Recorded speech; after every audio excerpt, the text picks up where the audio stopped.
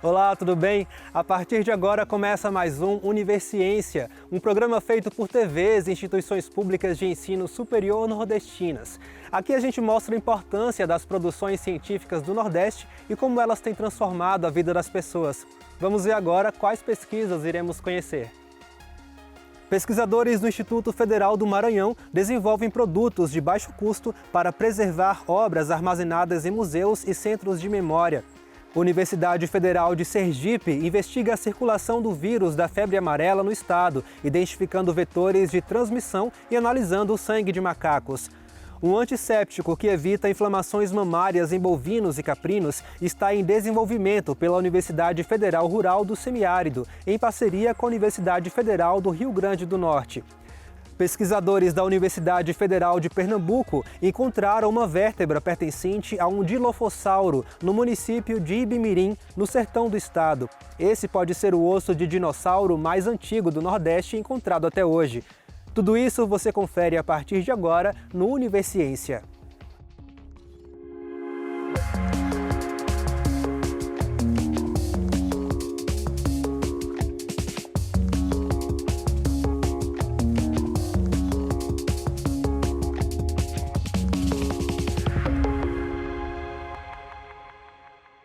Museus e centros de memória são importantes guardiões da história e cultura locais. Porém, a limpeza e conservação ideal de seus acervos demandam estruturas e materiais que nem todos os espaços dispõem. Pensando nisso, o Instituto Federal do Maranhão desenvolveu uma pesquisa multidisciplinar para pensar formas e utilizar produtos de baixo custo e que muitas vezes temos dentro de casa para contribuir com a preservação dessas memórias.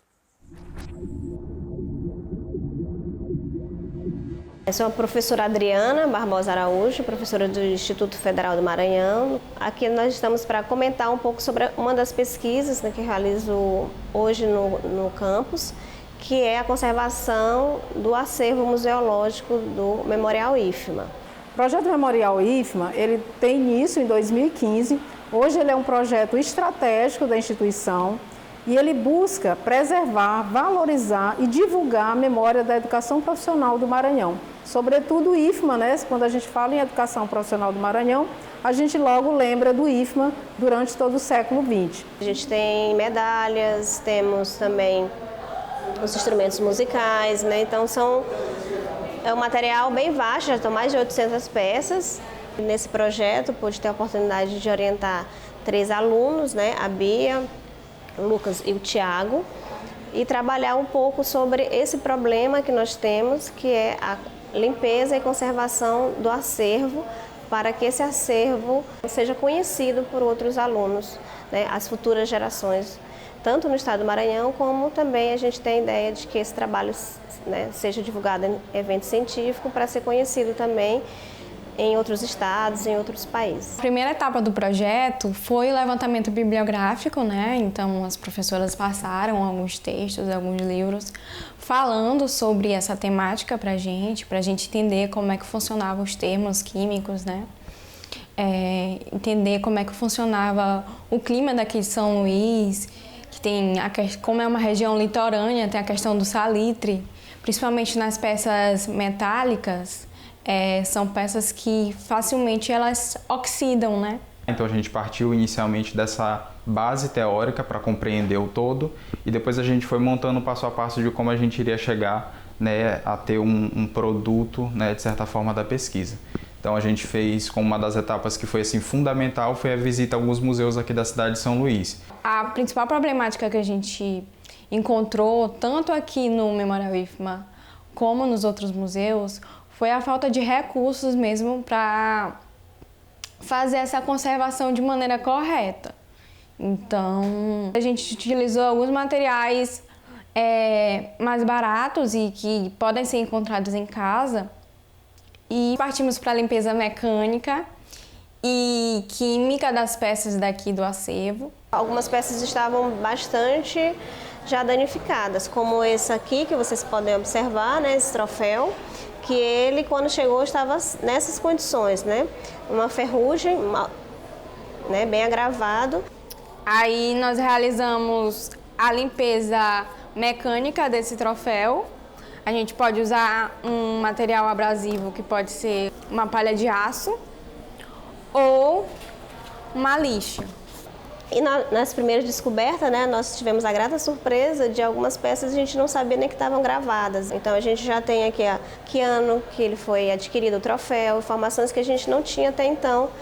E aí depois outras peças a gente precisou de um tratamento químico mesmo. E aí a gente começou os testes em materiais que não foram do acervo para não danificar, para depois a gente partir para utilizar esses materiais no acervo. Nós utilizamos um ácido, que no caso é o vinagre, diluído em água. No caso aqui a gente tem uma chave, né? E aí nós deixamos essa chave mergulhada durante um dia e finalmente conseguimos fazer a limpeza da chave.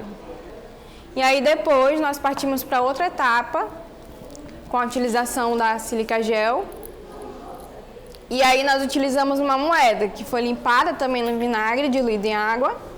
E aí nós colocamos em um potinho de vidro vedado com plástico filme. Colocamos a moeda já limpa e a sílica gel. E aí nós também colocamos outra moeda sem a sílica em outro pote de vidro. E a peça que não tinha a sílica gel, ela acabou oxidando mesmo com a vedação. Então o foco foi basicamente a limpeza dessas peças metálicas e também o estudo de como conservar de forma preventiva essas peças. E acho que como o produto fica, inicialmente, claro, acho que como ponto principal o nosso conhecimento, né? E partindo disso, como a gente consegue mudar a realidade. E acho que nesses processos a gente fez vários experimentos, a gente conseguiu pensar o que a gente poderia melhorar e até pensar justamente no caráter inovador dessa pesquisa. Pensar materiais que são alternativos para melhorar a conservação do nosso centro de preservação, mas que isso possa também chegar a outros museus aqui da cidade. Nós utilizamos a sílica gel e nós desenvolvemos uma maneira diferente de utilizar ela. E a gente pensa até em patentear essa ideia, né, que foi desenvolvida nesse projeto. O primeiro desafio foi orientar alunos que não são químicos, né? São alunos que estão em outra formação, que são alunos do curso de licenciatura em artes visuais. E eu mostrei as reações químicas, eles, né, começaram a ter preocupação, vamos será que a gente vai aprender? Estudar tudo isso foi um importante passo, né, para aprender mais, né, estar aberto, estar com curiosidade para essas áreas e entender que quando a gente está participando de um projeto muito maior, que é o Memorial IFMA, a gente vai precisar conversar com diversos profissionais, né, e isso acaba agregando e a gente entender que esse é um trabalho coletivo. No próximo bloco, vamos conhecer uma pesquisa que investiga a circulação do vírus da febre amarela em Sergipe. Não saia daí, a gente volta já já.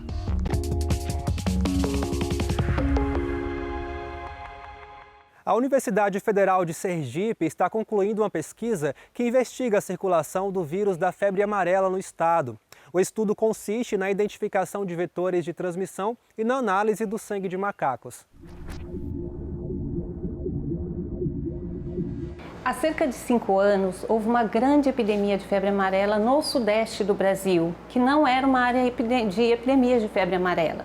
Essa epidemia acabou expandindo e ocorreram muitos casos aqui no nosso estado vizinho da Bahia. Então teve uma mortalidade muito grande de macacos, principalmente de saguis na Bahia. Diante desse cenário, o Laboratório de Entomologia e Parasitologia Tropical aqui da UFES submeteu um projeto para um edital que é Projeto de Pesquisa para o SUS, com o objetivo de investigar a circulação do vírus e os vetores aqui em Sergipe. Então nós estudamos 3 áreas. A primeira foi o Monumento Natural Grota do Angico, lá em Canindé e Poço Redondo, devido à proximidade, né, com Paulo Afonso, onde já tinha ocorrido um caso. O município de Capela, onde a gente tem uma mancha de Mata Atlântica, né, eu achei que era uma área importante lá, porque lá tem o macaco guigó, né, que é endêmico, temos o saguis e é Mata Atlântica, então poderia ter os vetores silvestres. E aqui a área de proteção ambiental Morro do Urubu, por estar bem no centro da cidade, né, bem no coração da cidade, essa área de parque, onde é o parque da cidade e também o zoológico. No caso do Morro do Urubu, que é o alvo da minha pesquisa de mestrado, O levantamento de campo iniciou em fevereiro com instalação de armadilhas a 1 metro e 5 metros do solo em árvores. Essas armadilhas, elas continham palhetas e a finalidade dessas palhetas eram coletar ovos de fêmeas dos mosquitos. Os mosquitos Aedes aegypti, que circula, que está na casa das pessoas, né, dos criadouros, eles entram na mata.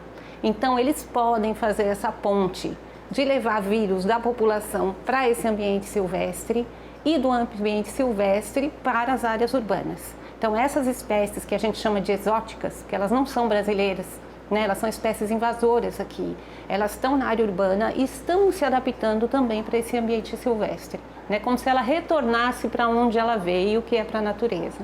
Então, semanalmente a gente ia até a área de proteção ambiental do Morro do Urubu e fazia a vistoria das ovitrampas. Nas armadilhas também foi possível identificar a presença de larvas. Essas larvas, elas eram trazidas aqui para o laboratório, né, colocadas nas bandejas e alimentadas com ração para peixe. Essas larvas, elas eram criadas até o 4º estágio de desenvolvimento do mosquito, quando elas eram aquecidas, né, em água a 60 graus e depois fazia a montagem dessas larvas em lâmina para identificar a espécie do mosquito. Nós coletamos sangue de saguis em 3 áreas para avaliar se eles tinham anticorpos para a febre amarela, ou seja, se eles já tiveram, né, contato com o vírus. Tanto em área de mata, para ver as espécies silvestres que transmitem febre amarela entre os macacos, e nas áreas próximas dessas matas, para ver se tinha mosquitos que transmitem nas áreas urbanas, como Aedes aegypti, por exemplo. Além da coleta dos ovos, nós fazemos a aspiração manual dos mosquitos. Nós colocamos um coletor em mata fechada e outro coletor em mata onde há uma maior circulação de pessoas. O coletor vai até a mata fechada e fica esperando qualquer mosquito que se aproxime e ele captura com um aspirador manual. Nós temos 2 finalidades ao capturar esses mosquitos. A gente quer saber a biodiversidade desses mosquitos nessa área e para fazer a análise molecular, em saber se ele está infectado com algum vírus de importância médica ou algo do tipo. Os resultados iniciais mostraram que lá no refúgio natural, né, da Mata do Junco, nós temos os vetores principais de febre amarela ocorrem lá. Eles circulam lá, mas eles não saem. Já na região lá do Monumento Natural Grota do Angico, talvez por ser caatinga, né, tem pouca água disponível, nós não encontramos essas espécies primárias de febre amarela. E agora nós estamos trabalhando aqui na área de proteção ambiental Morro do Urubu. Nós não encontramos as espécies silvestres lá de febre amarela. Em compensação, nós encontramos essas espécies de área urbana dentro da mata, sendo as espécies mais abundantes dentro da mata, o que representa um risco até para as nossas espécies naturais. Qual o problema? O problema é que essas espécies exóticas são vetoras de muitas arboviroses que a gente sabe, né? Zika, dengue, chikungunya e outros arbovírus que circulam no ambiente natural. A Universidade Federal do Rio Grande do Norte e a Universidade Federal Rural do Semiárido desenvolveram um antisséptico para evitar inflamações mamárias em animais bovinos e caprinos. O uso do produto, além de auxiliar na saúde dos animais, pode evitar grandes perdas financeiras para os criadores. Confira. Um líquido meio amarelado de cheiro forte que lembra algo defumado. À primeira vista, essas são as principais características do extrato pirolenhoso à base de eucalipto. Essa substância de nome estranho foi desenvolvida por pesquisadores da Universidade Federal do Rio Grande do Norte, a UFRN, e chegou à Universidade Federal Rural do Semiárido para ser experimentada em animais, a princípio em bovinos e caprinos. Um trabalho como esse a gente não pode fazer sozinho, então nós já temos 2 dissertações de mestrado envolvidas com extrato pirolenhoso, 6 iniciações científicas, além dos técnicos e dos docentes. Então nós temos aí uma equipe de 10 pessoas. Na UFESA, o extrato foi testado como um antisséptico para os tetos das vacas no pós-dipping, ou seja, após a ordenha. Segundo os pesquisadores, depois da retirada do leite, os tetos dos animais ficam expostos a bactérias, que podem causar doenças como a mastite, que é uma inflamação na parte mamária dos bichos. Nas fazendas, é comum o uso do iodo para prevenir o problema, mas os pesquisadores agora comprovam que o extrato pirolenhoso é um aliado bem mais eficiente e mais barato para evitar essas infecções no rebanho. A substância, na verdade, ela teve um teste preliminar em laboratório, in vitro, contra as bactérias. Nós observamos uma concentração adequada que a gente utiliza em vivo, ou seja, nos animais, em cabras e em matrizes bovinas. E nós observamos que existe sim uma redução da quantidade de bactérias presentes na superfície do teto e promove, consequentemente, uma prevenção dessa doença. Além de usar os extratos pirolenhosos em caprinos e bovinos, os pesquisadores aqui da UFESA também estão usando a substância nos procedimentos cirúrgicos de gatos. Isso para garantir uma asepsia e uma melhor cicatrização. Nos felinos, a substância usada é a partir da jurema preta, que é uma árvore bem comum de se encontrar aqui na região do semiárido. E os resultados já são bem promissores, com análises sendo publicadas em revistas de alto impacto. A gente testou primeiramente os gatos, por ser uma espécie bastante sensível. Nós temos grandes dificuldades de utilização de drogas em gatos, então nós acreditamos que isso trará muitos benefícios, tanto para os gatos, quanto para os tutores, quanto para os profissionais. As análises envolvendo o extrato à base da jurema preta em felinos estão sendo acompanhadas pelo estudante do mestrado da UFESA, Leon Denner. No laboratório de microbiologia veterinária, ele verifica a substância no controle de bactérias. De 4.500 colônias, a gente foi reduzindo aí para 740 unidades formadoras de colônia, né? O que impacta significativamente tanto na indústria farmacêutica quanto para a produção de novos fármacos e para o produtor, né? Que vai pagar cada vez menos pelos seus tratamentos. Já no laboratório de biotecnologia animal, as análises são para verificar a toxicidade dos extratos pirolenhosos. Aqui o objetivo é atestar que a substância não tem nenhum perigo para os animais e nem para o homem, que vai consumir carnes e leites.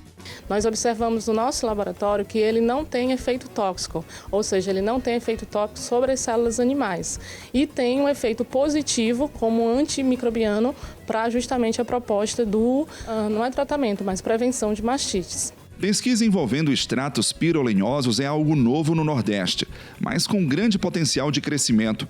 Os resultados promissores representam novas alternativas de prevenção de doenças e, assim, menos custos para os pecuaristas. Diante de tantas novidades, os pesquisadores estão partindo para novos experimentos, sem esquecer de resguardar a propriedade intelectual do que já foi analisado. Já foi feito o depósito da patente. E esperamos, nesse momento, que empresas possam trabalhar com esse extrato pirolenhoso e ser massificado, ou seja, se deu tão certo, ele necessita que seja colocado para o mercado nacional e internacional, para que a gente possa realmente ter o final da cadeia de um produto produzido dentro dos laboratórios da nossa universidade. No próximo bloco, a gente vai ver a descoberta de uma vértebra de Dilophosauro, um dos dinossauros mais antigos do Nordeste. A gente volta já já.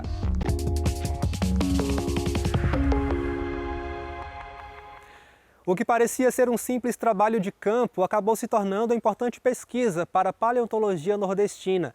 Pesquisadores da Universidade Federal de Pernambuco encontraram no município de Ibimirim um segmento de vértebra pertencente a um Dilophosauro.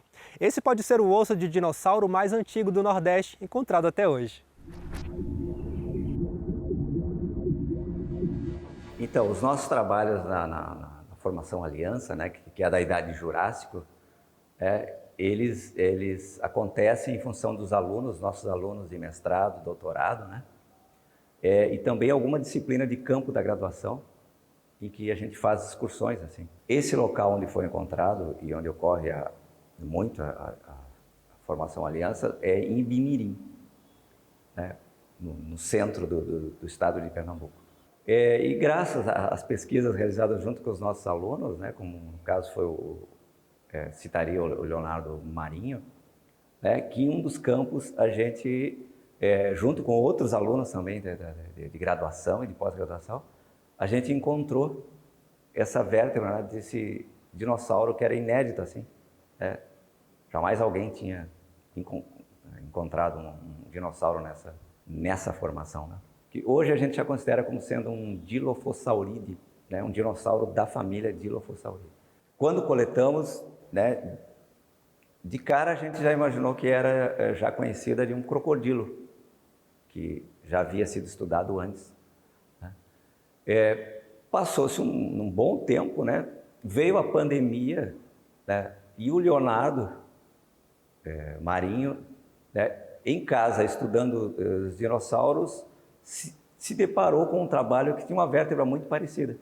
Quando eu descobri que era um dinossauro, foi mais ou menos ali entre 2021 e 2022, eu estava lendo um artigo sobre vértebras de dinossauros e aí eu notei características que a gente chama de características derivadas ou características sinapomórficas nessa vértebra que eu estava estudando nesse artigo e vi que era muito semelhante à vértebra que a gente tinha coletado lá em 2019. Né, numa disciplina com os alunos de graduação e tudo. E aí, todo esse material estava comigo em casa, porque estava no meio da pandemia, e eu precisava estudar os fósseis, né, claro, com autorização do professor. E aí, estava estudando em casa e eu percebi a semelhança. Na hora eu fui falar com o Edson e falei, olha, as características batem e vamos marcar um dia para a gente vir no laboratório, se debruçar dos artigos que existem no mundo sobre vértebras de dinossauro. E aí a gente veio e conseguimos encaixar todas as características, assim, sabe, perfeitas. Então, seria realmente o primeiro dinossauro da Formação Aliança, assim como foi, que a gente publicou, né? Essa vértebra de dinossauro ela apresenta 3 características diferentes da vértebra de crocodilo. A primeira é o sulco ventral, né? A gente consegue ver essa quilha aqui, que só tem em dinossauros. A présiga apófice, apontada para a parte posterior da vértebra. E o processo transverso na parte anterior da vértebra. Todas as características que eu comentei da présiga apófice e do processo transverso servem para sustentar a musculatura do animal. A descoberta dos dinossauros, ela sempre tem um impacto. Às vezes é um impacto até maior que outras áreas, né? No caso específico, a gente está trabalhando numa rocha jurássica, né? E o Jurássico, no mundo todo, ele não é bem representado assim, em termos de formações, né? São raras as formações dessa época, né? E encontrar dinossauros no Jurássico é ainda também bem mais raro, né? Porque ali a gente vai encontrar, no caso, aqueles dinossauros bem primitivos. Então, esse achado ele tem uma importância enorme porque ele, inclusive, sugere que essa formação aliança ela ainda estaria em um contexto do supercontinente do Pangeia. A gente tendo um fóssil com as características assim de animais pangeicos, que chamam de ampla distribuição, então isso também nos traz uma pista sobre a idade dessa formação. Fiquei super feliz assim, de um fóssil extremamente importante, sem ser dinossauro, um fóssil extremamente importante, eu ter feito essa descoberta. Então, como geólogo, eu me sinto feliz por isso, por ter contribuído com todo o arcabouço acadêmico e científico que a geologia vem construindo no Nordeste. O Universiência de hoje fica por aqui. No próximo programa traremos mais pesquisas inovadoras para que você possa conhecer o que tem sido produzido nas instituições públicas de ensino superior nordestinas. Caso tenha alguma dúvida, envie um e-mail para universiencia@uesb.edu.br que a gente te responde aqui em um próximo programa. Muito obrigado pela sua companhia e até mais!